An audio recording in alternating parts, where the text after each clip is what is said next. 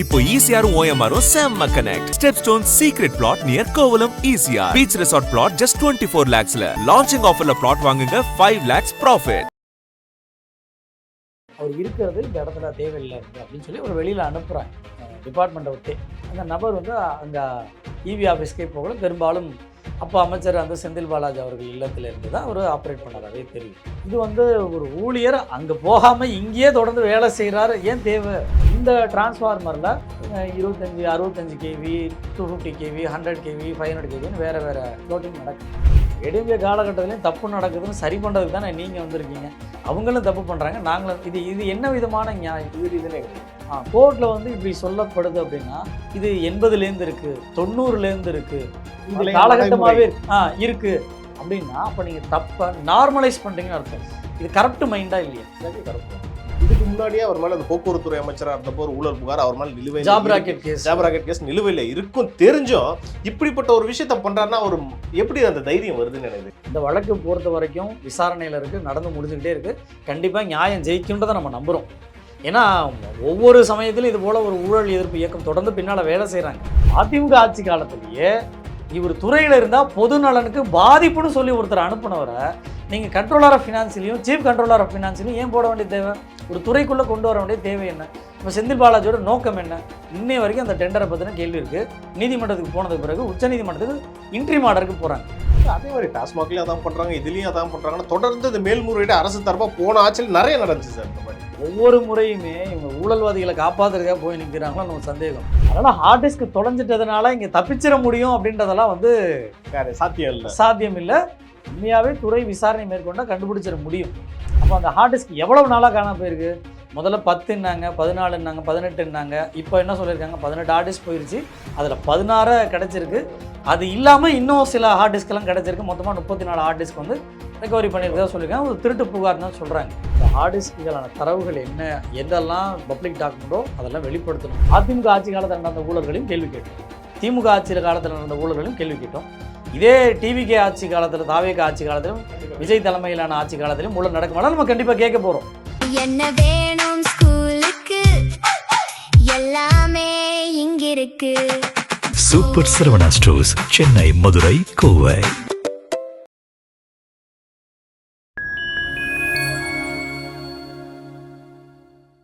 Fine time நேயர்களுக்கு வணக்கம். இன்று நம்மோடு இணைந்திருப்பவர் அறப்போர் இயக்கத்தை சேர்ந்த திரு ராதாகிருஷ்ணன் அவர்கள். வணக்கம் சார். பல்வேறு ஊழல் புகார்கள் வந்து கடந்த ஆட்சியில் நடந்துச்சு அப்படின்ற மாதிரி பல விஷயங்கள் வந்து ஊடகத்தில் விவாதிச்சுக்கிட்டே இருந்தோம். ஆனால் இப்போ வந்து பார்த்தீங்கன்னா 2 அமைச்சர்கள், குறிப்பாக முன்னாள் அமைச்சர்கள் 2 பேர், ஒன்று செந்தில் பாலாஜி, இன்னொரு பக்கம் வந்து KN நேரு. ஃபஸ்ட்டு செந்தில் பாலாஜி அவர்களுடைய அந்த ஊழல் புகார்கள் சம்மந்தப்பட்டதை பற்றி பேசிடலாம். ஏன்னா அந்த டெண்டர் சம்மந்தமாக, அந்த டிரான்ஸ்ஃபார்மர் டெண்டர் சம்மந்தமாக பல ஊழல்கள் வந்து அவர் ஈடுபட்டிருக்காருன்ற விஷயம் வந்துச்சு. சமீபத்தில் ஹார்ட் டிஸ்க் காணாம போயிடுச்சுன்ற விஷயம் வந்து பூதாகரமாக இப்போ வெடிச்சிருக்கு. இது சம்மந்தமாக என்ன சார் நடந்துகிட்டு இருக்கு? இதோட கேஸோட ஆரம்பம் பார்க்கணும் அப்படின்னா காசின்னு ஒரு நபர், அவர்லேருந்து தான் இது ஸ்டோரியே நமக்கு பிரச்சனை புரிய வருது. காசி வந்து ஏடிஎம்கே கவர்மெண்ட்டில் ஃபினான்சியல் கண்ட்ரோலராக இபியில் வரும்போது, ஏடிஎம்கே காலகட்டத்தில் இபியில் இருக்கும்போது அவரை பொது நலனுக்கு, ஒரு துறையில் இருந்தால் பொது நலனுக்கு ஆபத்து, இன்னும் துறை வந்து நஷ்டத்தை சந்திக்கலாம், அவர் இருக்கிறது இந்த இடத்துல தேவையில்லாதது அப்படின்னு சொல்லி ஒரு வெளியில் அனுப்புகிறாங்க டிபார்ட்மெண்ட்டை விட்டே. டிஎம்கே கவர்மெண்ட் வந்த ஒரு சில மாதங்களே லக்கானி ஐஏஎஸ், அப்போது மேல்முறையீடு இருக்கு இல்லையா, அந்த ப்ரொசீஜர் வழியாக போகாமல் ப்ரொசீஜர் லேப்ஸ் வழியாக லக்கானி ஐஏஎஸ் வழியாக உள்ளார அவர் வர்றார். அந்த காலகட்டத்தில் அவர் வந்ததுக்கு பிறகு எல்லாமே அவர் பெரும்பாலும் நம்ம அந்த வீடியோலாம் பார்த்துருப்போம், நம்ம அறப்போகிற அந்த வீடியோலாம் எடுத்து வெளியிட்டிருந்தோம். பெரும்பாலுமே அவர் கேம்ப் அப்படின்னு சொல்லக்கூடிய செந்தில் பாலாஜி அவர் வீட்டிலேருந்து தான் ஆப்ரேட் ஆனார். நிறைய பேர் இபியில் இருக்கவங்களே என்ன கேட்டாங்கன்னா, காசின்னு ஒருத்தருக்கு அரசாங்கம் சேலரி கொடுக்குது இபியிலேருந்து, அவர் இங்கே இருந்தார்னா பெட்டு கட்டுறாரு, நீங்கள் இருந்தால் காமிங்களேன், அவரை ஒரு நாள் அவர் இங்கே ஆஃபீஸில் காமிங்க அப்படின்னு சொல்லி சேலஞ்ச் பண்ணுற அளவுக்கு, பொதுவிலே சேலஞ்ச் பண்ணுற அளவுக்கு அந்த நபர் வந்து அங்கே இபி ஆஃபீஸ்க்கே போகல. பெரும்பாலும் அப்போ அமைச்சர் அந்த செந்தில் பாலாஜி அவர்கள் இல்லத்தில் இருந்து தான் அவர் ஆப்ரேட் பண்ணதாவே தெரியும். செந்தில் பாலாஜி அவருமே என்ன ஒத்துக்கிட்டார் அப்படின்னா, என்னுடைய கேம்ப் ஆஃபீஸ் மாதிரிங்க, அதனால் அங்கே அதில் உங்களுக்கு என்ன பிரச்சனை அப்படின்றார். இது வந்து ஒரு ஊழியர் அங்கே போகாமல் இங்கேயே தொடர்ந்து வேலை செய்கிறாரு. ஏன் தேவை? கண்டிப்பாக ஒரு மணி நேரம் வரலாம், 2 மணி நேரம் வரலாம், ஒரு சில மணி நேரங்கள் ஒரு நாளில், ஒரு வாரத்தில் ஒரு ஆலோசனை கூட்டத்துக்கு வரலாம். அதை விட்டுட்டு பொழுதுனைக்கு இங்கேயே இருந்து பேசுறதுன்றதெல்லாம் எப்படி கேம்ப் ஆஃபீஸில் அப்படி அது அவருக்கு தான் வெளிச்சம். ஸோ அது ஒரு பக்கம். அவர் வந்ததுக்கு பிறகு இந்த டெண்டர் ஃப்ளோட்டிங் வேறு டெண்டர்கள் பார்க்குறோம். அதில் நமக்கு குறிப்பாக இந்த ஒரு டெண்டர் டிரான்ஸ்ஃபார்மர் நீங்கள் சொன்ன அதை எடுத்துக்கிட்டோம் அப்படின்னா ஒரு ஒரு ஒரு போட்டி வருது. டெண்டருடைய விதிகள் என்ன சொல்லுது? நிறைய பேர் போட்டி போட வைக்கணும், அப்போ தான் குறைவான விலை கிடைக்கும். குறைவான விலை கிடைச்சாதான் மக்கள் செலுத்தக்கூடிய பணத்துக்கு நியாயமாக அரசு இருக்கிறதா அர்த்தம். ஒரு அரசுடைய நியாயத்தன்மை எங்கே இருக்குது அப்படின்னா டெண்டரில் எந்த அளவுக்கு வெளிப்படையாகவும் விலை குறைவாகவும் தரமான பொருளாகவும் கிடைக்குதோ அப்போ தான் அரசு நியாயமாக நடக்குதுன்னு அர்த்தம். பெஞ்ச் மார்க்கே அங்கே தான். இந்த டிரான்ஸ்ஃபார்மரில் 25 65 கேவி 250 கேவி 100 கேவி 500 கேவின்னு வேறு ஃப்ளோட்டிங் நடக்குது. இந்த டிஎம்கே கவர்மெண்ட் வந்த உடனே 45,000 டிரான்ஸ்ஃபார்மர்களை ஏன் உடனடியாக கொள்முதல் பண்ணணும்? ஒரே டைமில் முதலே கேள்வியே இது வந்து உங்களுக்கு ஒரு லாங் டேர்மில் தேவைப்படக்கூடியது. ஒரு 5,000 டிரான்ஸ்ஃபார்மர் உங்களுக்கு தேவைப்படலாம், 10,000 தேவைப்படலாம், 40,000 45,000 டிரான்ஸ்ஃபார்மர் ஒரு 4-5 வருஷத்துக்கு நீங்கள் முன்கூட்டியே திட்டமிடுறீங்களான்னு அங்கே நமக்கு ஒரு பெரிய சந்தேகம். இன்னொரு பக்கம் என்ன வருது, இந்த டெண்டர் விவரங்கள்லாம் எடுத்து பார்க்கும்போது இப்போ நீங்கள் ஒரு விலை சொல்கிறீங்க. இப்போ நான் டிரான்ஸ்ஃபார்மர் வைக்கிறேன்னா உங்கள்கிட்ட கேட்கும்போது நீங்கள் என்ன பண்ணுவீங்க? சார் ஒரு விலை சொல்லுவீங்க. நான் கேட்குறேன் சார் எனக்கு ஒரு 50 வேணும். அப்போ என்ன பண்ணுவீங்க? வைக்கிற விலையிலேருந்து இன்னும் கொஞ்சம் குறைச்சிப்பீங்க. 100 வேணும் சார், என்ன பண்ணுவீங்க? சரிங்க 1000. ஓகே, நமக்கு ஒரு லாபம் இருக்குது, கொஞ்சம் கம்மியாகவே கொடுக்கலாம், இன்னும் கொஞ்சம் கம்மியாக கொடுக்கலாம்.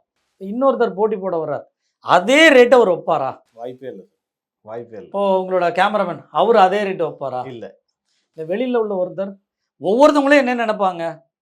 அவரோட நான் சம்பாதிக்கணும், அப்போ நான் எடுக்கணும். அரசாங்கத்தோட ஆர்டர் எனக்கு கிடைச்சதுன்னா அது ஒரு பெரிய கிரேடு. அப்போது தனியார் பர்ச்சேஸுக்கு பெரிய பெரிய நிறுவனங்கள், இப்போ அப்பார்ட்மெண்ட்ஸ் வில்லாஸ் இருக்கிறாங்க, அவங்கெல்லாம் டிரான்ஸ்ஃபார்மர் வாங்குறாங்க. இது போக வேறு மாநிலங்கள்லேருந்துலாம் வாங்குறாங்க. தமிழ்நாடு அரசுடைய கொள்முதல் ஆர்டரை நான் எடுத்தேன்னா மற்ற மாநில அரசுக்கு நான் சப்ளை பண்ண முடியும். ப்ரைவேட் பிளேயர்ஸ்க்கு எனக்கு தேவைப்படுதுன்னா நான் சப்ளை பண்ண முடியும், டிமாண்டர்ஸ்க்கும் கொடுக்க முடியும். அப்போ ஒரு பெரிய மார்க்கெட், ஒரு நேம் கெயின் பண்ணிக்கலாம். அப்போ என்ன பண்ண முடியும்? நான் எப்படி ஆர்டர் எடுக்கிறது போட்டி தானே அதிகமாகும். அப்போ விலை கம்மியாக இருக்கணுமா இல்லையா? எல்லாருமே ஒரே மாதிரி பிட் பண்ணியிருக்காங்க. அங்கே தான் சந்தேகம். 32 ஒப்பந்ததாரர்கள், 32 பேரும் போட்டி போட்டவங்களும் ஒரே ரேட், எப்படி சாத்தியம்? ஓகே, நீங்கள் ஒரு அது என்ன மேட்ரிக்ஸ் போட்டாலும் சரி, எப்படி சாத்தியம்? ஏதோ ஒருத்தர் மிஞ்சி ஓகேப்பா ஒரு 2 பேர் போட்டிருக்கலாம், 30 பேர் போட்டி போட்டு 30 பேர் எப்படி ஒரே ரேட்டு? 25 பேரும் ஒரே ரேட்டு, 20 பேரும் ஒரே ரேட்டு. ஒரு சில டெண்டரில் இந்த காட்டல் தெரியாமல் அந்த சந்திப்பெல்லாம் நடந்து நம்மெல்லாம் ஒரே ரேட்டு போடலாம்ப்பா, எங்கேயோ ஒரு இடத்துல ரூம் போட்டு ஒரு ஹோட்டலில் போய் உட்காந்து இல்லை இவங்கெல்லாம் போய் உட்காந்து செட் கிரவுண்டு ரெடி பண்ணால் மட்டும்தான் ஒரே ரேட்டு போட முடியும். கோஇன்சிடென்ஸ் கிடையாது. இட்ஸ் நாட் அ கோஇன்சிடென்ஸ், வாய்ப்பே கிடையாது. கோர்ட்லேயே என்ன சொன்னாங்க அரசாங்க தரப்புல இருந்து? இது நாங்கள் காலங்காலமாக பயன்படுத்திக்கிட்டு இருக்கோங்க. ஆமாம் சொன்னாங்க. கோர்ட்டில் ஒரு ஓப்பன் கோர்ட்டில் அரசாங்கம் ஒரு ஸ்டேட்மெண்ட், டிஎம்கே கவர்மெண்ட் இருக்கும்போது ஒரு ஸ்டேட்மெண்ட்டாக எப்படி சொல்ல முடியும்? இது ஏடிஎம்கே காலகட்டத்திலேயும் நடக்குது. ஏடிஎம்கே காலகட்டத்திலையும் தப்பு நடக்குதுன்னு சரி பண்ணுறதுக்கு தானே நீங்கள் வந்திருக்கீங்க. அவங்களும் தப்பு பண்ணுறாங்க, நாங்களும். இது என்ன விதமான நியாயம்? இது ரீசனே கிடையாது. கோர்ட்டில் இப்படி சொல்லப்படுது அப்படின்னா இது 80லேருந்து இருக்குது, 90லேருந்து இருக்குது, இது காலகட்டமாகவே இருக்குது அப்படின்னா அப்போ நீங்கள் தப்பை நார்மலைஸ் பண்ணுறீங்கன்னு அர்த்தம். இது கரப்ட் மைண்டா இல்லையா? Exactly corrupt mind. இப்போ இந்த மைண்டோட இப்போ இந்த ஸ்டோரிக்கு வருவோம். இப்போ அவங்க ரேட் எல்லாம் போட்டு பிட் பண்ணுறாங்க. பிட் பண்ணும்போது டெண்டர் விதிகள் என்ன சொல்லுது? ஒன்றுக்கு மேற்பட்டவர்கள், உங்களுக்கு ஒரு சிஸ்டம் தெரியுதுல, ஏதோ ஒரு டெண்டர் நீங்கள் நினைக்கிறது போல் 32 பேர் ஒரே ரேட்டு கூட இருக்கட்டுங்க, ஒரு டெண்டரில் நடந்திருக்கு அப்படின்னா சரி ஓகே போய் தொலையுது, டெண்டரை கேன்சல் பண்ணிடுங்க, சிம்பிள். அதான் விதியை தானே சார் சொல்லுது. உங்களுக்கு ஒரு ஃபார்மெட்டே தெரியுது. இந்த டெண்டரில் போட்டி போட 15 பேர் ஒரே ரேட், இந்த டெண்டரில் அந்த 250 கேவியில் அதே போல் 15 பேர் ஒரே ரேட்டு, 250 150 கேவி 100 கேவி 65 கேவி இது எல்லா விதமான கேவிகளையும் 10 பேர் ஒரே ரேட், 20 பேர் ஒரே ரேட், 30 பேர் ஒரே ரேட். அப்போ இவங்க ஏதோ கொள்ளியோடு ஏற்படுத்தியிருக்கிறாங்க. ஒரு ஜெனியூனான அரசு அதிகாரி என்ன தோணிருக்கணும்? இது என்னப்பா எல்லா டெண்டர்லேயும் ஒரே மாதிரி ரேட் வருது, இந்த நிறுவனம் அதே போல் அந்த நிறுவனம், இவங்கெல்லாம் ஏன் ஒரே ரேட்டு போடுறாங்க? அப்போ இந்த நிறுவனங்களுக்குள்ள ஒன்றா பேசியிருக்காங்க அப்படின்னாலே கேன்சல் பண்ணிருக்காங்க. வெளிப்படையாவே தெரியுது இதில் ஏதோ இருக்குன்னு மிஸ்யூஸ். இதில் எதுவுமே மறைக்கிறதுக்கு இல்லை. ஆமாம், டெண்டர் விதிகளை கடைபிடிச்சா ரத்து பண்ணிடுங்க, ரத்து பண்ணிட்டு திரும்ப டெண்டர் கால்ஃபர் பண்ணுங்க, வார்னிங்கை போட்டு விடுங்க. இது போல் ஒரே ரேட்டில் வெளியிட்டிருக்காங்க இந்தந்த நிறுவனங்கள், எங்களுக்கு சந்தேகத்தின் பலன் இருக்கிறதுனால நாங்கள் டெண்டர் ரத்து பண்ணுறோம். அந்த நிறுவனங்கள் பயம் வருமா? கண்டிப்பா வந்து இந்த டெண்டரை கேன்சல் பண்ணி ஒரு அறிவிப்பு கொடுத்துருந்தாலே அந்த காட்டல் அங்கேயே பிரேக் டவுன் ஆகி, எப்பா இதுக்கு மேலே அவங்களோட சேர்ந்து பேச மாட்டோம், நான் என் கம்பெனியை காப்பாற்றணும், நான் ரேட்டை போட்டுக்கிறேன், நீ உன் கம்பெனி போட்டுக்க. பிளாக் லிஸ்ட் ஆயிடுச்சுன்னா அந்த கம்பெனிகள் பயம் வருமா வராதா? அப்போ இந்த சிஸ்டமை ஒரு பிளாக் லிஸ்ட் பண்ணுறதுக்கான வாய்ப்பு இருக்குது. நீங்கள் ஒன்றா பேசிக்கிட்டு இருக்கீங்கன்றது நல்லாவே வெளிப்படையாக அந்த பேட்டர்னே தெரியுது. அப்போ இதெல்லாம் பார்த்து தான் ஒருத்தர் இந்த டெண்டோ அப்ரூவ் பண்ணுறாரு. ஆளாளுக்கு பிரிச்சுக்கங்கப்பா 50 டெண்டர். இது என்ன கட்ட பஞ்சாயத்து என்ன? இது ஒரு கட்ட பஞ்சாயத்து பண்ணுறது தானே. ஊருக்குள்ளே 2 பேர் அடிச்சு இங்கே வா, நீங்கள் இந்த இது கொஞ்சம் வச்சுக்கோ, நீ கொஞ்சம் வச்சுக்க, ஆளு காசு வாங்கிட்டு நீங்கள் என்ன கமிஷன் தான் தெரியுது. நமக்கு இந்த சந்தேகம் வருமா வராது? தாராளமாக நம்ம இதை தான் கேள்வி எழுப்புகிறோம். டெண்டர் விதிகள் படி நீங்கள் கடைபிடிச்சிருந்தா இது கேன்சல் பண்ணியிருக்கலாம். ரெண்டாவது நீங்கள் என்ன பண்ணியிருக்கலாம், இவங்களோட ஐபி அட்ரஸ் என்ன, சிஸ்டம், சிடிஆர், கால் ரெக்கார்டு எடுத்து பார்க்க முடியுமா? இந்த பேட்டர்னில் ஏகப்பட்ட பிரச்சனை இருக்கா? இதே நிறுவனம் இதுக்கு முன்னால் என்னென்ன தளவாடங்கள் கொடுத்துருக்காங்க, அதெல்லாம் என்ன ரேட்டு கொடுத்துருக்குறாங்க, அதெல்லாம் என்ன ரேட்டுக்கு அரசுக்கு விற்றுருக்குறாங்க, சந்தேகம் பண்ணுமா இல்லையா? செக் பண்ணியிருக்கணும். அப்போ இவங்க ஏற்கனவே கொடுத்த விலை ரேட்டு பார்த்துக்கணுமா இல்லையா? சிம்பிளாக இந்த கொள்முதலில் 4 லட்ச ரூபா பொருளை 7.25 லட்ச ரூபா, 8 லட்ச ரூபாய்க்கு இருக்கிறத 17 லட்ச ரூபா, 12 லட்ச ரூபாய் 50-60% அதிகம் கொடுக்குறாங்க. அப்படியே 100%. 4 லட்ச ரூபா பொருள் 8 லட்ச ரூபா. அப்போ நீங்கள் என்ன பண்ணியிருக்கணும், எல்லாருமே ஒரே ரேட். அப்போ மார்க்கெட் ரேட்டை ஜெம் போர்ட்டலில் செக் பண்ணுமா இல்லையா? ரொம்ப ரொம்ப பேசிக்கான விஷயம் சார். ஜெம் போர்ட்டல் பப்ளிக்லேயே இருக்குது. நீங்கள் பார்க்க முடியும், நான் பார்க்க முடியும், நம்ம யூடியூப்பை பார்க்கக்கூடிய நண்பர்களும் ஜெம் போர்ட்டலில் மார்க்கெட் ரேட்டை செக் பண்ண முடியும். அப்போ இந்த மார்க்கெட் ரேட்டை செக் பண்ணி இந்த பொருள் இன்ன ரேட்டு, இந்த ஸ்பெக்கு இன்ன ரேட்டு, அப்போது இதுக்கு பொருந்தாத விலையாக இருக்குது, டெண்டரை கேன்சல் பண்ணிடுங்க. அதான் பண்ணியிருக்கணும். ஒன்று விலை ஒரே ரேட்டு வந்திருக்கும் போது உங்களுக்கு பேட்டர்ன் தெரியுது, கேன்சல் பண்ணியிருக்கலாம். இன்னொரு பக்கம் இவ்வளோ கொள்முதல் செய்கிறவங்க ஏற்கனவே வேறு பிரச்சனைகள் இருக்குது, நம்ம இது கேன்சல் பண்ணியிருக்கலாம். மார்க்கெட் ரேட்டோட கூடுதலாக இருக்குது, கேன்சல் பண்ணியிருக்கலாம். வேற மாநிலங்கள்ல என்ன பர்ச்சேஸ் பண்ணியிருக்கிறாங்க? இன்ஃபேக்ட் ராஜஸ்தான்லாம் அதோட கம்மியாக 7 லட்சம் பண்ணியிருக்காங்க. ஆமாம், இருக்கிற மார்க்கெட் ரேட்டோட 15, 10,000, 20,000, 30,000 கூட தான் இருந்திருக்கு ராஜஸ்தானில் வாங்கினது. அப்போ மற்ற மாநிலங்களில் இதோட வேறு பிளேயர்ஸ் எல்லாம் என்ன பண்ணியிருக்கீங்க பார்ப்பீங்களா இல்லையா? இவங்களுக்கு மக்களோட பணம். நம்ம வீட்டுக்கு ஒரு பொருள் வாங்குறதா எப்படி வாங்குவோம்? எல்லாம் 4 இடத்துல பார்த்து தான் வாங்குவோம். எங்க விலை கம்மியா இருக்கு, நல்லா இருக்கான்னு பார்த்து வாங்குறதா வழக்கம். இதுதானே முறை. ஆமா. அப்போ நியாயமாக மக்களுக்கு ஓட்டு போட்டு தேர்ந்தெடுக்கப்பட்ட மக்களுக்கு நியாயமா பேசணும்னா, அப்போ அமைச்சராக இருந்த செந்தில் பாலாஜி அவர்கள் என்ன பண்ணியிருக்கணும், நான் இந்த டெண்டர் அத்தனையும் ரத்து பண்ணுறேங்க, இல்லை நிறுத்துறேன், ப்ரொடக்ஷனை நிறுத்துறேன், பேமெண்ட்டை நிறுத்துறேன், இன்னும் அவர் ஆட்சியில் இருந்த வரைக்கும், பொறுப்பில் இருந்த வரைக்கும் இதை நான் விசாரிக்கிறேன், துறை ரீதியாக நடவடிக்கை மேற்கொள்கிறேன் அப்படின்னு எங்கேயா பேசி பார்த்தீங்களா? அவர் என்ன சொல்கிறாரு, இதெல்லாம் அப்படின்னு சொல்லி ஒரு கதையை சொல்கிறார். வழக்கம் போல் ஒரு கதைகளை வேணால் ஒவ்வொரு ஊர்களில் இந்த தேர்தலுக்கெல்லாம் ஒரு ஃபார்முலா வச்சுருப்பார். அந்த மாதிரி ஃபார்முலா செந்தில் வேணால் சொல்லலாம், எலெக்ஷனில் எப்படி ஜெயிக்கிறது அப்படின்னு ஒரு புக்கு போட்டு கொடுப்பார். இந்த தேர்தலா இப்படி ஜெயிக்கலாம் அப்படின்னு ஒரு ஃபார்முலா புக்கு கொடுக்கக்கூடியவர்னு அவர் சொல்லலாம். ஆனால் அவர் ஒரு முறை கூட நான் விசாரணை குறைந்தபட்சம் இவ்வளோ பகிரங்கமான குற்றச்சாட்டு வச்சுருக்கிறோம், அந்த குற்றச்சாட்டுக்கு மறுப்பு கொடுக்கலாம், ஒரு துறை ரீதியாக காப்பாற்றுறதுக்கு மறுப்பு கொடுக்கலாம், சரிப்பா நான் விசாரணை மேற்கொள்கிறேன், எங்கேயாவது சொல்லி பார்த்தீங்களா? காசுக்கு சப்போர்ட்டுக்கு நிற்கிறார். இந்த கேள்விக்கு பதில் சொல்லுங்க. பிளாட்டன்ட் மிஸ்யூஸ் ஆஃப் பவர் தான் நம்ம இதை எடுத்துக்கணும்ல சார். சார் நான் என்ன கேள்வினா சார், இதுக்கு முன்னாடியே அவர் மேலே அந்த போக்குவரத்துறை அமைச்சராக இருந்தப்போ ஒரு ஊழல் புகார் அவர் மேலே நிலுவையில், ஜாப் ராக்கெட் கேஸ் நிலுவையில் இருக்கும் தெரிஞ்சும் இப்படிப்பட்ட ஒரு விஷயத்த பண்றாருன்னா அவர் எப்படி அந்த தைரியம் வருதுன்னு நினைக்குது? உண்மையிலேயே ஜாப் ராக்கெட் கேஸை பொறுத்த வரைக்கும் அவர் பொதுவிலேயே வெளியிலேயே நிறையா நமக்கு தெரியும், நீதிமன்றத்துக்கு வெளியிலலாம் பேசப்பட்டதுன்றதுமே தெரியும், நீதிமன்றத்துக்கு வெளியில் செட்டில் பண்ணுறோம் அப்படின்ற மாதிரி டிஸ்கஷன்லாம் நிறைய சேனல்களுமே தொடர்ந்து அந்த சமயத்தில் பார்த்தோம். அந்த வழக்கு பொறுத்த வரைக்கும் விசாரணையில் இருக்குது, நடந்து முடிஞ்சுக்கிட்டே இருக்குது. கண்டிப்பாக நியாயம் ஜெயிக்குன்றதை நம்ம நம்புகிறோம். ஏன்னா ஒவ்வொரு சமயத்திலும் இது போல் ஒரு ஊழல் எதிர்ப்பு இயக்கம் தொடர்ந்து பின்னால் வேலை செய்கிறாங்க. இவ்வளோ பவருக்கு பிறகும், இவ்வளோ ப்ரெஷருக்கு பிறகும், ஏன்னா நிறைய பேர் அதில் என்ன ஸ்டேட்மெண்ட் கொடுத்தாங்க, எங்களை மிரட்டி வாபஸ் வாங்க வைக்கிறாங்கன்றதெல்லாம் ஸ்டேட்மெண்ட்டாக தானே இருக்குது. அப்போது அந்த ஒரு பக்கம் அந்த கேஸ் இருக்கட்டும், இந்த சூழலுக்கு மத்தியில் ஒரு அமைச்சராக 2 போர்ட்ஃபோலியோ கொடுத்துருக்குறாங்க. டிஎம்கே அமைச்சரவையில் அப்போது அமைச்சராக ஏற்கனவே ஏடிஎம்கேல இருந்தார், அதுக்கப்புறம் அமமுக வந்தார், அதுக்கப்புறம் இங்கே வந்தார், டிஎம்கேக்கு வந்த உடனே 2 மிகப்பெரிய போர்ட்ஃபோலியோ. இந்த 2 மிகப்பெரிய போர்ட்ஃபோலியோவை ஏன் உடனடியாக அவர் கொடுக்கணும்? ஸ்டாலின் அவர்களுக்கு அவ்வளோ அவசரம் என்ன? இத்தனைக்கு அவர் மேலே ஊழல் புகார் சொன்னவர் அவர் எங்க கரூர்ல அங்க போய் அவரு மாவட்டத்திலேயே இங்க ஒருத்தர் இருக்காரு தெரியுங்களா அப்படின்னு கதையெல்லாம் திமுக ஆட்சிக்கு வந்தா முதல் நடவடிக்கை அவர் மேல எடுக்கப்படும் சொன்னவர். எடுத்தோடனே 2 நடவடிக்கை எடுத்துட்டார்ல, 2 பெரிய துறைகளை கொடுத்து கரெக்ட். எவ்வளவு வேகமா வேலை செஞ்சிருக்காரு பார்த்தீங்களா? அப்ப ஸ்டாலின் அவர்களுக்கு மக்களை என்ன நினைச்சு அவர் பேசுனார்? நான் இங்க பேசுவேன், செய்யலாம் மாட்டேன் அப்படின்றதானே அதை ஸ்டேட்மெண்ட்.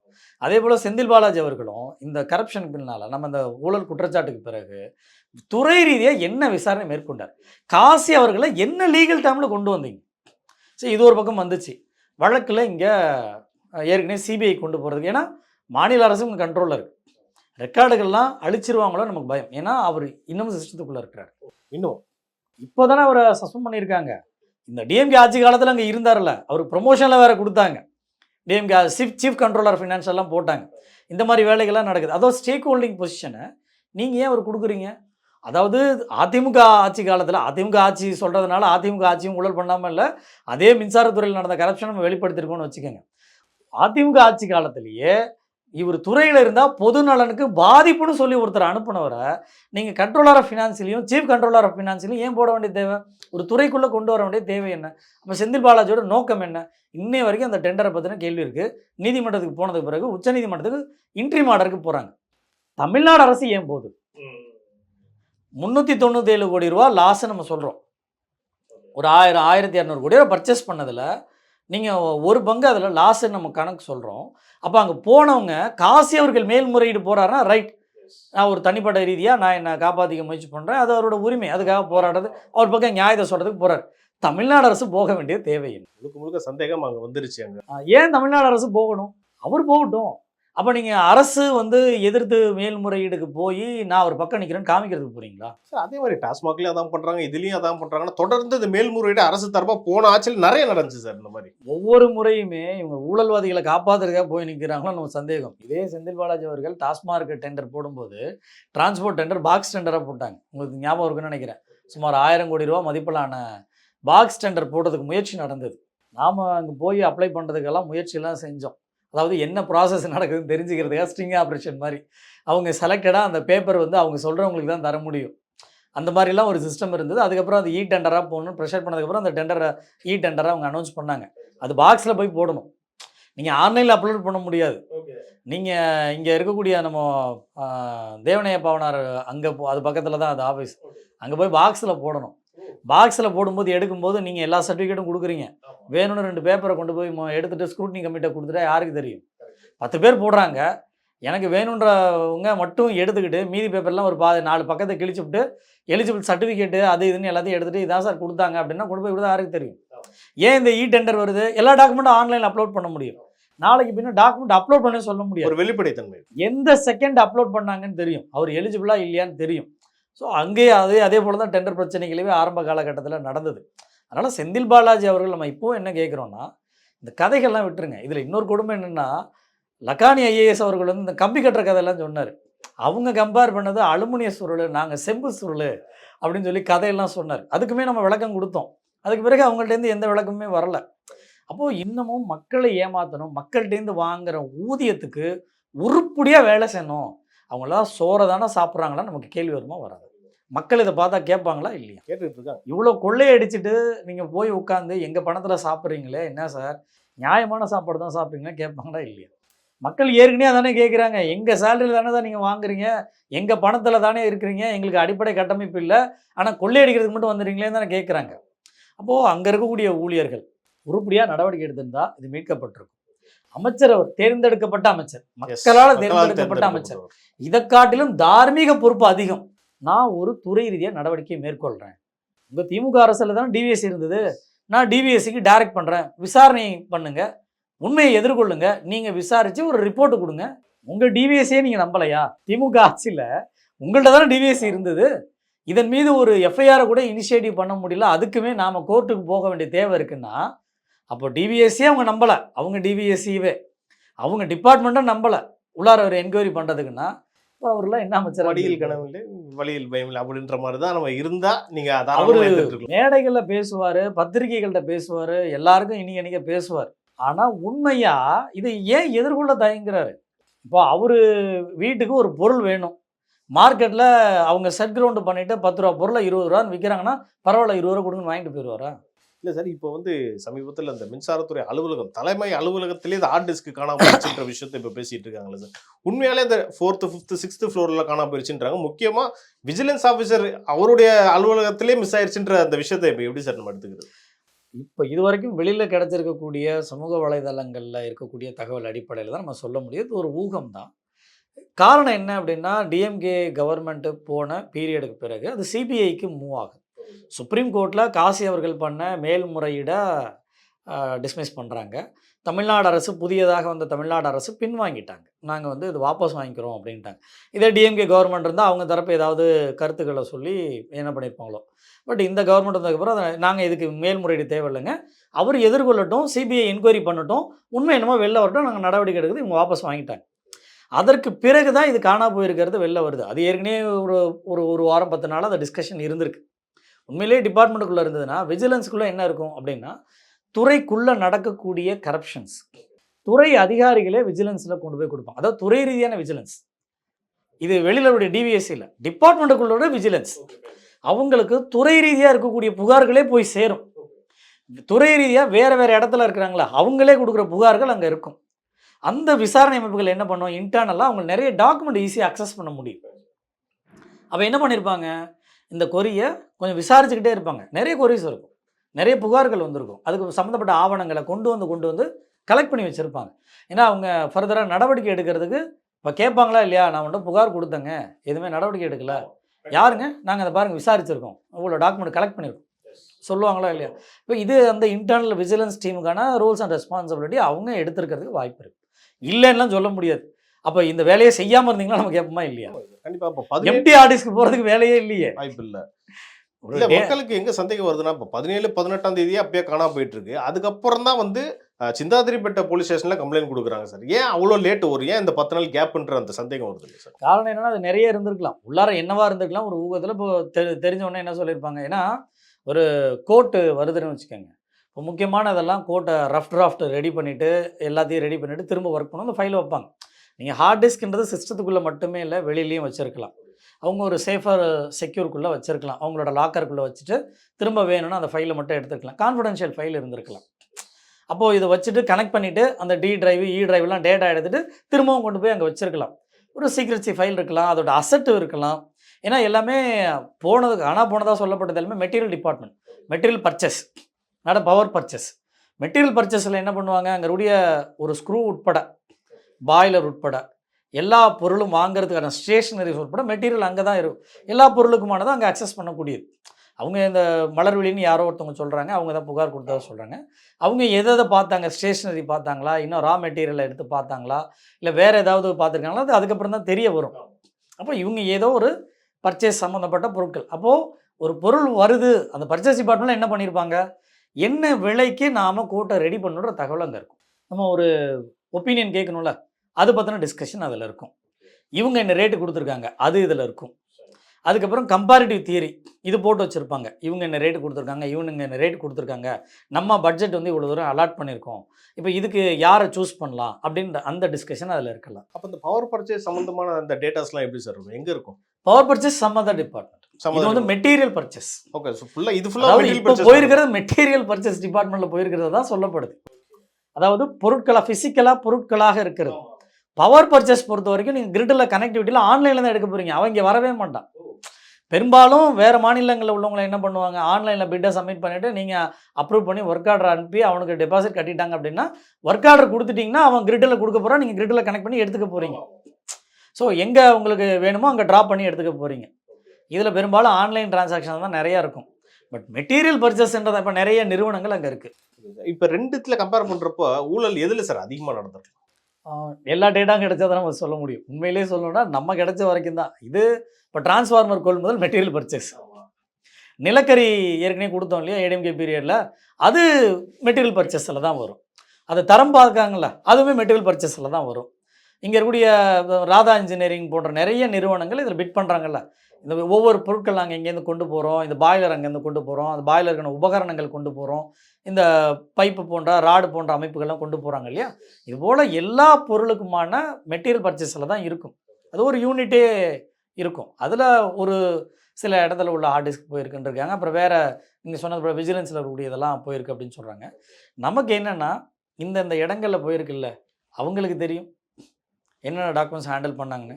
அண்ட் மோரோவர் நம்மளுமே என்ன பண்ணுவோம், இப்போ இந்த வீடியோ ரெக்கார்ட் பண்ணிக்கிட்டு இருக்கீங்க, இப்போ பார்க்குறவங்களையுமே என்ன பண்ணுவாங்க, அவங்களுக்கு தேவையான இப்போ ஸ்டூடெண்ட்ஸே தன்னுடைய ப்ராஜெக்ட் சப்மிட் பண்ணும்போது என்ன பண்ணுவாங்க, ஒரு ஃபைலை ரெடி பண்ணிவிட்டு ஒரு காப்பி ஆல்ட்ரேஷன் இருந்தால் வேற ஒரு நேமில் போட்டுட்டு தான் அதில் ஆல்டர் பண்ணுவாங்க. ஆமாம். வீடியோ எடிட் காப்பி பண்ணும்போது என்ன பண்ணுவீங்க, ஒரு காப்பி வச்சுட்டு மாஸ்டர் காப்பி இருக்கும், மாஸ்டர் காப்பி வச்சுட்டு இன்னொன்றுலாம் பண்ணுவீங்க. கண்டிப்பாக அது காப்பி இருக்கும். அதனால் ஹார்ட் டிஸ்க் தொலைஞ்சிட்டதுனால இங்கே தப்பிச்சிட முடியும் அப்படின்றதெல்லாம் வந்து சாத்தியம் இல்லை, சாத்தியம் இல்லை. உண்மையாகவே துறை விசாரணை மேற்கொண்டால் கண்டுபிடிச்சிட முடியும். இது டிஎம்கேக்கு ஒரு ஃபேவராக இருக்குது. காரணம் என்ன அப்படின்னு பார்க்குறோம் அப்படின்னா 5 வருஷமாக சிசிடிவி கேமரா இல்லைன்றாங்க. அது ஒரு முக்கியமான விஷயம் சார். எங்கே ஹார்ட் டிஸ்க் காணாம போயிருக்கு, எங்கேன்னு போய் பார்க்கலாங்கும் போது 5 ஆண்டுகளுக்கு முன்பாகவே சிசிடிவி கேமரா இல்லைன்னு அப்போ ரூலிங்ல இருந்தது. அப்போ அந்த அதிகாரிகள் ஏன் அதை கண்காணிக்கலன்ற கேள்வி வருது இல்லை? அதிகாரிகள் கண்காணிக்கலையா, இல்லை கண்காணிக்க வேணாம்னு சொன்னாங்களா, இல்லை ரிப்பேர் ஆயிருக்க சிசிடிவி ரிப்பேர் பண்ண வேணாம்னு சொன்னாங்களா? யார் சொன்னாங்க, எதுக்கு சொன்னாங்க? அப்போ அந்த ஹார்ட் டிஸ்க் எவ்வளவு நாளாக காணாம போயிருக்கு? முதல்ல 10ன்னாங்க, 14ன்னாங்க, 18ன்னாங்க. இப்போ என்ன சொல்லியிருக்காங்க, 18 ஹார்ட் டிஸ்க் போயிருச்சு, அதில் 16 கிடச்சிருக்கு. அது இல்லாமல் இன்னும் சில ஹார்ட் டிஸ்கெல்லாம் கிடச்சிருக்கு. மொத்தமாக 34 ஹார்ட் டிஸ்க் வந்து ரெக்கவரி பண்ணியிருக்கதா சொல்லியிருக்காங்க. ஒரு திருட்டு புகார் தான் சொல்கிறாங்க. திருட்டு புகார் அவங்க 2 பேர் காயின் பண்ணப்பட்டிருக்காங்கன்னு வச்சுக்கோங்களேன். அவங்க இதுக்கு மேலே ஃபர்தர் விசாரணைகளை தான் தெரியும், இதுக்கு பின்னால் வேறு யார் இருக்காங்களா இல்லையா. பட் உடனடியாக அமைச்சர் செந்தில் பாலாஜி அவர்கள் ப்ரெஸ் மீட் கொடுக்கும்போது என்ன சொல்கிறாரு, ஓகே, அவர் என்ன சொல்கிறாரு, அரசாங்கத்துடைய ஒரு அசட்டு காணாம போயிருக்கு, அவர் என்ன சொல்லணும், வெளிப்படையான விசாரணைகள் மேற்கொள்ளணும். அது வந்ததுக்கு அப்புறம் சொல்றாரு. ஏற்கனவே ஒரு துறை ரீதியாக இருந்தவர் என்ன சொல்லணும், இங்கெல்லாம் கேமரா இருந்தது, இங்கெல்லாம் நாங்கள் இந்த சிஸ்டம் வச்சுருக்கோம், இந்த துறை சம்மந்தப்பட்ட ஃபைல்ஸ் எல்லாம் இங்கே பேக்கப் இருக்கும், இதெல்லாம் இங்கே இருக்கும், நீங்கள் எடுத்துக்கங்க அப்படின்னு சொல்கிறதானே ஒரு தார்மீக தெளிவாக சொல்லியிருக்கணும் அமைச்சராக இருக்கும். ஆனால் அவர் என்ன சொல்கிறாரு, இந்த அமைச்சரை இப்போ இருக்கக்கூடிய நிர்மல்குமார் மினிஸ்டர் போய் கார்னர் பண்ண மாதிரி. ஓகே, அவங்க வந்து இன்னும் 1 மாதம் கூட முழுசாக ஆகலை. கண்டிப்பாக அவங்களும் தவறு செஞ்சால் கேள்வி கேட்க போகிறோன்னு வச்சுக்கோங்க. ஒரு அறப்போர் அமைப்பாக அதிமுக ஆட்சி காலத்தில் நடந்த ஊழல்களையும் கேள்வி கேட்டோம், திமுக ஆட்சி காலத்தில் நடந்த ஊழல்களையும் கேள்வி கேட்டோம். இதே டிவிகே ஆட்சி காலத்தில், தாவேக ஆட்சி காலத்திலும், விஜய் தலைமையிலான ஆட்சி காலத்திலும் ஊழல் நடக்குமானா நம்ம கண்டிப்பாக கேட்க போகிறோம். இப்போ நாம் என்ன கேட்குறோன்னா, முன்னாள் அமைச்சர் ஒருத்தர் பேட்டி கொடுக்குறாரு, அவர் ஏதாவது தகவலை சொல்லுவார்னு பார்த்தா அவருக்கு அந்த பில்டிங் தெரியும்ல, தார்மீக பொறுப்பு அவர் இருக்குது. அப்போ என்னப்பா ஃபைல் காணா போச்சுன்னு சொல்கிறீங்க, நாங்க நான் என்கிட்ட இருக்கக்கூடிய விவரங்களை சொல்கிறேன், இந்த கான்ஃபிடென்ஷியல் விவரங்கள் ஏதாவது இருக்கா, பயன்படுத்திக்கங்க. Whatever your responsible. Yes, இப்போவும் அவர் மக்களால் தேர்ந்தெடுக்கப்பட்டவர் தானே. அதை விட்டுட்டு பொலிட்டிக்கலாக பேசிகிட்டு இருக்கிறாருன்னா அவர் என்ன காலகட்டம் 5 வருஷம் வேலை செஞ்சார், அமைச்சராக வேலை செஞ்சாரா, பொலிட்டிக்கலாக ஃபேவர் பண்ணுறதுக்கு மட்டுமே வேலை செஞ்சாரா கேள்வி இருக்கு. கண்டிப்பாக அந்த கேள்வி முன்னாடி வருது சார். ஸோ இதுதான் வந்து இது வரைக்கும் இந்த சம்மந்தமாக வந்து ஊழல் நடந்திருக்க வாய்ப்பு இருக்குன்ற மாதிரி நீங்கள் சொல்றீங்க. இன்னமும் வெளிப்படையாக இப்போ எப்படி நமக்கு வெளில தெரியுதோ, இது வெளிப்படையாக விசாரணைகள் மேற்கொள்ளப்படணும். இந்த ஹார்ட் டிஸ்க்குகளான தரவுகள் என்ன, எதெல்லாம் பப்ளிக் டாக்குமெண்ட்டோ அதெல்லாம் வெளிப்படுத்தணும். கான்ஃபிடென்ஷியலான ஃபைல்ஸ் ஒரு ப்ராசஸ் நடந்துகிட்டு இருக்கும், அது கான்ஃபிடென்ஷியல் ஃபைலாக இருக்கலாம். பட் நம்ம என்ன கேட்குறோன்னா, இப்போ பிரச்சனை ஆயிடுச்சு, எல்லா டாக்குமெண்ட்டையும் வெளியிட்டுருங்க. நாளைக்கு பின்னா அந்த டாக்குமெண்ட் பப்ளிக்கில் இருந்தால் நீங்கள் கலெக்ட் பண்ணிக்கிறது ஈஸி. அதனால தான் நம்ம இன்னும் டெண்டரை ப்ராசஸிங்கை அதிகப்படுத்துங்கன்றோம். இன்னொரு முறை ஹார்ட் டிஸ்க் போச்சுன்னு சொல்லக்கூடாதுல்ல. அப்போ இப்போ இருக்கக்கூடிய அமைச்சருக்கும் விஜய் அவர்களுக்குமே நம்ம கோரிக்கை என்ன, எல்லாத்தையுமே சென்ட்ரலைஸ் இபியில் கொண்டு வந்துருங்க, ஆன்லைனில் கொண்டு வந்துருங்க, மெத்தடில் கொண்டு வந்துருங்க. நீங்களும் பல கோரிக்கைகள்லாம் முன் வச்சுக்கிட்டே இருக்கீங்க, அவங்களும் காது கொடுத்து செவி சாய்க்கிறாங்கன்ற விஷயமும் வருது. இதெல்லாம் எப்படி சார் பார்க்குறீங்க? இப்போது விஜய் தலைமையிலான டிவிகே அரசு பொறுப்பேற்றதுக்கு பிறகு எப்போவுமே புது கவர்மெண்ட் வந்தோடனே மக்கள்கிட்ட உடனே கிரெடிபிலிட்டி எடுக்க தான் பார்ப்பாங்க, எதெல்லாம் வேகமாக பண்ணணுன்னு பார்ப்பாங்க. பட் லாஸ்ட் கவர்மெண்ட்டை காட்டிலும் இந்த கவர்மெண்ட்டில் கொஞ்சம் வேகம் இருக்கிறத பார்க்குறோம். உதாரணத்துக்கு லாஸ்ட் கவர்மெண்ட்டில் இதே கிறிஸ்டி ஃபார்ம்ஸ் வந்து உணவு வழங்கல் துறையில் டெண்டரை ஏடிஎம்கே காலகட்டத்தில் போட்டி போட்டாங்க, 2028 கோடி ரூபா லாஸ் நம்ம போட்டுருவோம். இதே இந்த டிஎம்கே கவர்மெண்ட் வந்தோன்னா இதே அரிசி கொள்முதலுக்கான டெண்டர்கள்லாம் அறிவிக்கப்படுது, வேறு வேறு பொருட்கள் ரேஷன் ஷாப்புக்கு. அதை நம்ம போய் கருத்து கொடுத்ததுக்கு பிறகு அந்த டெண்டரை ரத்து பண்ணிவிட்டு அதே திமுக அரசு, ஏன்னா வந்த ஒரு மாதம் 2-3 மாதத்துக்குள்ளே நடந்ததுனால வேறு டெண்டர் போட்டாங்க. ஆனால் அதே டிஎம்கே கவர்மெண்ட்டில் டிரான்ஸ்போர்ட் டெண்டர் ஊழல் நடந்ததுமே நம்ம வெளிப்படுத்தணும், அதே கிறிஸ்டி ஃபார்ம்ஸில். இப்போ இந்த டிவிகே அரசு வந்ததுக்கு பிறகு வந்த பதவியேற்ற 1 வாரத்துக்குள்ளே டெண்டர் சம்மந்தமான முறைகேடுகள் அப்படின்ற ஒரே நாளில் போட்டு ஒரே நாளில் முடிவு செய்யப்பட்டு அன்றைக்கு இப்போ 9:30 மணிக்கு அப்லோட் பண்ணுறாங்க, 3 மணிக்கு முடிக்கப்படுது, 3:30 மணிக்கு திறச்சப்பட்டு ஒர்க் ஆர்டர் கொடுக்குற மாதிரி டெண்டர் ஃப்ளோட் ஆகுது. அதை நம்ம வெளிப்படுத்தினதுக்கு பிறகு அந்த டெண்டரையும் கேன்சல் பண்ணாங்க, அங்கே உதவி பொறியாளர் அவங்களையும் பிடிஓவையும் சஸ்பெண்ட் பண்ணாங்க. இதுக்கு காரணம் இதுக்கு முன்னால் இருந்த அந்த ஒரு வார வேலைகள். சென்னை கார்பரேஷனில் டம்ப் யார்டுக்கு எக்ஸவேட்டரும் புல்டோசரும் டெண்டர் போட்டாங்க. அது 49 லட்சம்னு 6 டெண்டர். அதுக்கு முதல் நாள் 15 மே 6 டெண்டர் போடுறாங்க. 13 மே 6 டெண்டர் போடுவாங்க. 12 வந்து ஒரு 7 டெண்டர் போடுவாங்க. இது எல்லாமே வந்து 48 லட்சம் 49 லட்சம் பிரேக் அவுட் பண்ணுவாங்க. ஒரே வார்டுக்குள்ளது, ஒரே ஜோனுக்குள்ளது. நீங்கள் 6 டெண்டர் சேர்த்து போட்டால் அது 3 கோடி ரூபா ஆயிடுச்சுன்னா தமிழ்நாடு அரசுக்கு சொல்லணும், அரசு பப்ளிஷ் பண்ணணும். தமிழ்நாடு ஃபுல்லாக ஆடு வரணும். தமிழ்நாடு ஃபுல்லாக ஆடு வந்தால் நிறைய பேர் பங்கெடுப்பாங்க, ரேட்டு குறையும். ஆனால் இவங்களுக்கு வேணுன்றவங்களுக்கு டெண்டர் தர லிமிட்ல வராது. ஆமாம், இப்போ ஒரு 3 கோடிக்கு மேலே போயிடுச்சுன்னு வச்சுக்கோங்க, சவுத் இந்தியா ஃபுல்லாக நீங்கள் ஆடு பண்ணணும். டெண்டர் விதிகள் என்ன சொல்லுதுன்னா 50 லட்சத்துக்கு மேலே போச்சுன்னா நீங்கள் அரசுக்கு போகணும், அரசு சொல்லணும், அரசு எல்லா பேப்பர்லேயும் ஆடு கொடுக்கும். 50 லட்சத்துக்குள்ளே நீங்கள் மாவட்டத்துக்குள்ளே ஆடு கொடுத்தா இதுதான் விதி.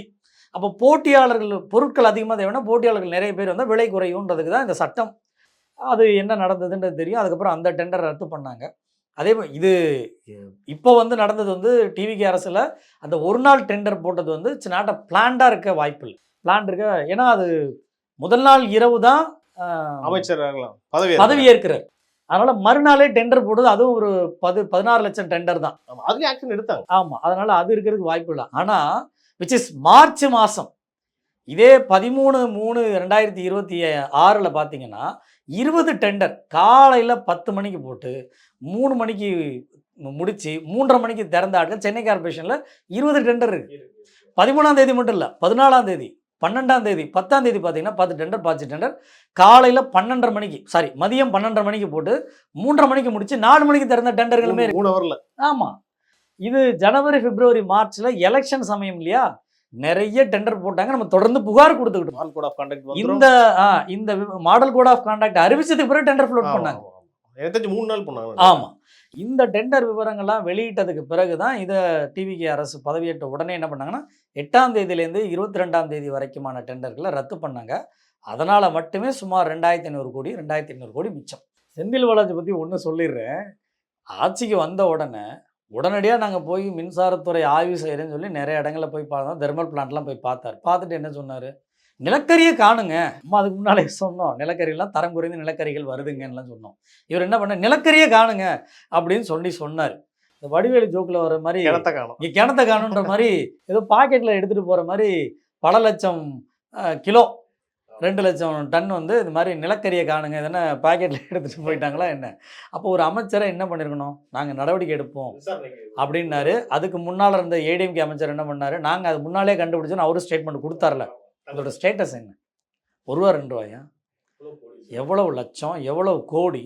ஒரு அமைச்சராக 4 வருஷம் 5 வருஷம் இருந்தீங்கல்ல, என்ன பண்ணீங்க? உங்கள் அமைச்சரவை தானே. நீ காணா போன நிலக்கரிக்கு இன்னி வரைக்கும் தீர்வு சொல்லியிருக்கிறார். அது ஒரு அமைச்சர் மாதிரி அவர் எந்த இடத்துலையுமே ஒரு பிஹேவ் பண்ணிக்கல. ஒரு பொலிட்டிக்கலாக என்ன கிரெடிபிலிட்டி எடுக்கலாம்? அந்த நீங்கள் கண்டுபிடிச்ச நிலக்கரி, நீங்கள் காணா போனதுன்னு கண்டுபிடிச்சிங்களா, காணா போனதை கண்டுபிடிச்சிங்களா, அந்த நிலக்கரி எங்கே இருக்குது? அதை எப்போ சொல்லுவீங்க? அணில்னால ஈபிலாம் வேஸ்ட் ஆச்சுன்னு சொன்னவர் தானே. அப்போ இது வரைக்கும் அதன் மீது ஒரு துறை ரீதியாக நடவடிக்கை எடுத்தாரா? நம்ம அது சம்மந்தமாக ஆர்டிஐ போட்டோம். அப்போது மக்கள் பணம் என்ன ஆனாலும் பரவாயில்ல, மக்கள் வந்து எனக்கு ஓட்டு போட்டவங்கள அவங்கள நான் மதிக்கவே மாட்டேன், நான் செய்கிறதான் செய்வேன்னா ஒரு என்ன இதில் இருந்திருப்பார். கண்டிப்பாக சார். இவர் ஓகே ஒரு அமைச்சராக இருந்தார், இப்படி பண்ணுறாருன்ற நம்ம ஒரு குற்றச்சாட்டை வைக்கிறோம். இதை கவனிக்கக்கூடிய முதலமைச்சரே இதை பற்றி பேசாமல் இருக்கிறது அது இதை விட குற்றமாக நான் பார்க்குறேன். நம்ம வெளியிட்ட அந்த டிரான்ஸ்ஃபார்மருக்கு இது வரைக்கும் அவர் எங்கேயா பேசியிருக்காரு? முதலமைச்சராக இருந்த ஸ்டாலின் அவர்கள் எங்கேயா பேசியிருக்கிறாரா? துறை ரீதியாக ஒரு மிகப்பெரிய துறை தானே, மிகப்பெரிய. அதுவும் இல்லாமல் மின்சாரத்துறையில் எவ்வளவு கோடி ஒரு வருஷத்துக்கு லாஸ்ன்னு நமக்குமே தெரியும். நம்ம அதில் என்ன சொல்லியிருக்கோம், 54,000 கோடி long term power purchase LOA போட்டிருந்தாங்க. அடுத்த வருஷம் 2028 வரைக்குமான பவர் பர்ச்சேஸ். அந்த இழப்பை நீங்கள் தொகையை மீட்டால் கூட 40-50,000 கோடி மிச்சம்னு அவருக்கே கடிதம் அனுப்பிச்சிருந்தோம், தெரியப்படுத்தியிருந்தோம். அப்போ ஈபியில் இவ்வளோ நடந்திருக்கு. இப்போ 2 லட்சம் கோடி நெருங்கிருச்சு. அப்போ இந்த பணத்தை ரெக்கவர் பண்ணணும். தளவாடங்களில் கொள்முதல் பிரச்சனை இருக்குது. இவங்க டிரான்ஸ்ஃபார்மரில் ஏதோ 400 கோடி ரூபா லாஸ்ன்னு இருக்காங்க. அவர் தான் பேசியிருக்கணுமா இல்லையா? எங்கே பேசியிருக்கிறாரு? பேசலையே. ஒரு முதலமைச்சராக இந்த குற்றச்சாட்டுக்கு இது வரைக்கும் என்ன ஸ்டாண்டர்ட் கூட நமக்கு தெரியாது. இது அவர் காதுக்கு கொண்டு போகிறாங்கனாலே எனக்கு டவுட்டாக இருக்குது சார். பத்திரிகையாளர் இவ்வளோ தூரம் போட்டிருக்காங்கல்ல, எப்பா என்னப்பா இங்கே வாப்பா, உன்னை நம்பி 2 துறை கொடுத்தேன், என்ன பண்ணிக்கிட்டு இருக்க, இது சரியில்லையே, இந்த மாதிரி பத்திரிகையில் நம்மளை போட்டு கேள்வியாக கேட்டுக்கிட்டு இருக்காங்க, இதுக்கு என்ன நடவடிக்கை இருங்க, நான் ஒரு பிரஸ் நோட்டு கொடுக்குறேன், எல்லாத்துக்கும் அவர் பேசுவார்ல, திறந்து வைக்கிறதுக்கு போறாருல, அவரை காப்பாத்துறதுக்கு வீடியோ போட்டவர். அவ்வளோ பேர் ஒரு இதில் தியாகின்னு வேற சொன்னவர் தானே. அப்போ தியாகி மீது குற்றச்சாட்டு இருக்கும்போது ஏன் இது வரைக்கும் வாயை திறக்கல? அவர் துறையில் ஒரே ஒரு கேள்வி தாங்க. காசி அவர்கள் ஏடிஎம்கே காலகட்டத்தில் வெளில போனார், டிஎம்கே காலகட்டத்தில் உள்ளார வந்தார். அதுக்கு ஸ்டாலின் அவர்களோட பதில் என்னவா இருக்கும்? ஒரு விதியை மீறி உள்ளார வந்திருக்கிறார்ல, ஏன் அதை பற்றி கூட பேசலை? தமிழ்நாடு அரசு சுப்ரீம் கோர்ட்டுக்கு முறையீடுக்கு போயிருக்காங்கன்னா ஸ்டாலின் அவர்களுக்கு தெரியாமல் போனாங்கன்னு சொல்கிறதா, இல்லை ஸ்டாலினுக்கே தெரியாமல் அவங்க போயிட்டாங்க, அதை கண்டுபிடிக்க கூட ஸ்டாலின் அவர்களுக்கு திறமை இல்லைன்னு சொல்கிறது? அப்போ அவர் குளத்தூர்ல தோத்தது அவர்களுக்கு நியாயமா தான் தெரியுது இதுல இருந்து பாக்குறப்ப. அப்போது மக்களுடைய மனநிலையை, இந்த மாதிரி ஒரு வரக்கூடிய நியாயமான கோரிக்கைகளை செவிமடுக்கிற இடத்துல முதலமைச்சராக இருந்தவர் இருக்கிறாரா இல்லையா? அந்த கேள்வினாலதான் அவருடைய தோல்விக்கான முக்கிய ரீசனாகவும் நம்ம எடுத்துக்கலாம் சார், இல்ல டவுட்டே கிடையாது. இல்லை, மக்களே அவங்க என்ன ரியாக்ட் பண்ணாங்கன்னா, பெரும்பாலும் இது நிறைய ஆன்டி இன்கம்பன்சி இருக்கிறதா முன்னால் பல்ஸ் பார்த்ததா ஐஎம்எல் சொல்கிறாங்க, மற்ற அமைப்புகள் சொல்லியிருக்காங்க, இன்னும் சில கட்சிகள்லாம் சொல்லிட்டு தானே இருக்காங்க. இப்போ அதை கூட அவர் அசஸ் பண்ணலை. அது எனவே அது உட்கட்சிக்குள்ளே ஏதோ நடந்ததாகலாம் நிறைய பேப்பரில் பார்க்குறோம், ட்விட்டர்லேயும் சில பேர் எழுதியிருந்ததெல்லாம் பார்த்தோன்னு வச்சுக்கோங்களேன். கட்சியை விட்டுட்டு ஒரு முதலமைச்சராக மக்கள் அவர் இதுக்கு முன்னால் அங்கே எதிர்கொண்டிருந்தாருன்னா ஜெயிச்சிருப்பார்ல. கண்டிப்பா செஞ்சிருக்கோம். ஓகே சார், நம்ம இது வரைக்கும் செந்தில் பாலாஜி அவர்களுடைய புகார்கள், ஊழல்கள் பற்றி நம்ம தெளிவாக பேசுனீங்க. உங்களுடைய நேரத்துக்கும் கருத்துக்கும் நன்றி சார். நன்றி.